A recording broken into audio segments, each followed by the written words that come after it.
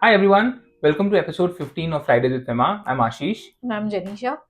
So, continuing from last time, we'll quickly discuss some of the more finer nuances with respect to downstream investment. I think yes, last time we had discussed the basic law around downstream investments. The core of it being that what you cannot do directly, you should not be doing indirectly, which is written in the applicable regulations as well. So, Janisha, why don't you tell us a little bit more about Yeah, what? Yeah. yeah. So I think last time we did cover even how the structuring is happening with respect to the downstream investment structures. I think today let's quickly wrap up that topic by discussing two important points. So if a foreign owned or controlled company, Indian company, who holds shares in or equity instruments, an Indian company, it wants to transfer shares of this target Indian company, Right. right? So what are the compliances involved?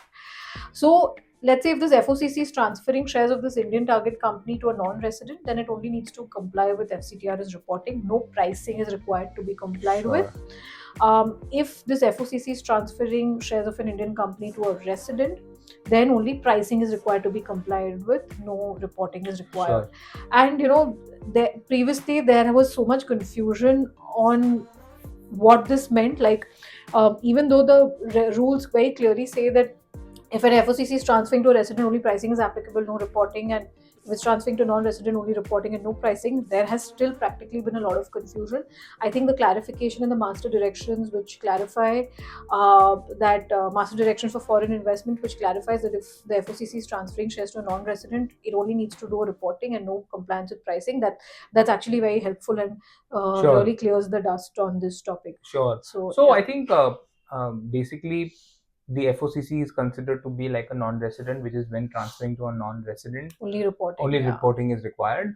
Even though in a pure NR to NR situation, there is no reporting required, but yeah, because correct, uh, this is an FOCC, I think RBI correct, wants to keep a track correct. on who the FOCC is now going to be owned Correct. by, right? Correct. Similarly, when it is a transfer to a resident, they have said that pricing should apply. I think again keeping in mind RBI general principles, with respect to foreign exchange in India, I Yeah. think they want to ensure that there is no shortchanging of the resident Absolutely. happening. Absolutely. And those are the principles I think we should keep in mind when we are looking at an Absolutely. FOCC transfer. Absolutely. And I think another important point to consider when you're talking about downstream structures is that the FOCC entity, which is doing the downstream investment, is required to comply with reporting requirements, including in notifying the SIA, and also for filing form DI with the RBI. So those are two important compliances that needs to be kept in mind, in addition to the pricing and sectoral caps and the other conditionalities that would have been applicable. I think with this, Ashish, let's quickly move on to a very interesting, favorite topic for everybody out there, for all practitioners, which is on the whole Press Note 3, the Press Note 3 issue, right? And the Press Note 3 2020, which sort of introduced a proviso to investments under the Schedule 1 route, Right.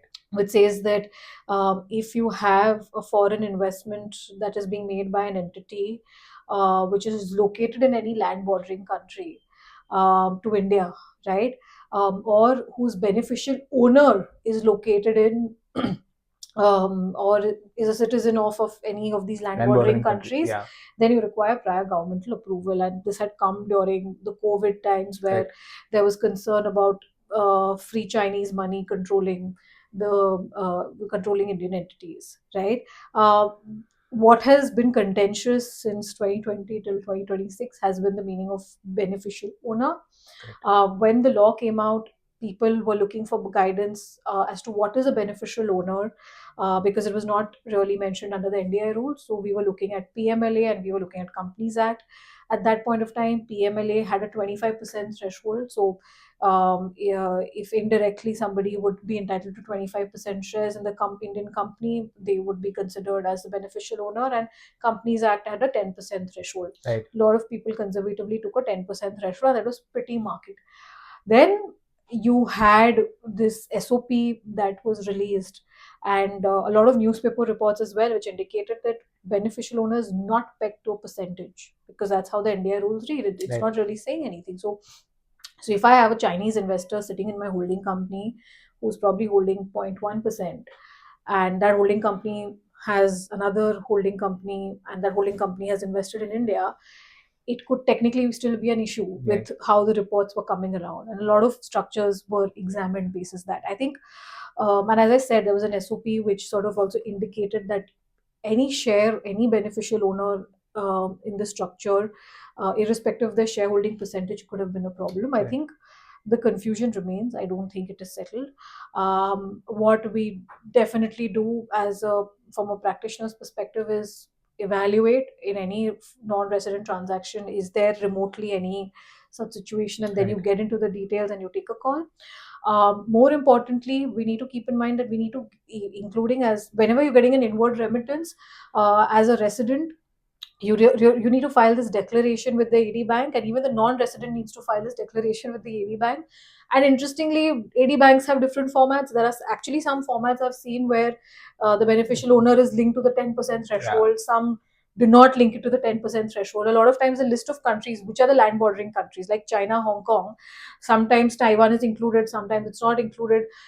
It's a maze out there, so definitely very helpful to check the format of the declaration with the bank upfront before the deal is signed, and take a representation if you're representing the company or the resident shareholder who's transferring or dealing with a non-resident.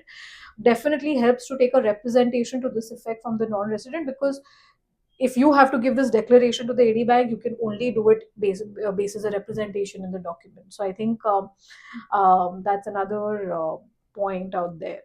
I think with that, Ashish, I think what we are left with to discuss in the NDI rules is we quickly touch upon the topic of convertible notes and FCTRS and FCGPR reporting, but in the next session. But I think for Sure. today, this is it from our side, and yeah, see you next Friday. Thank you. Thank you.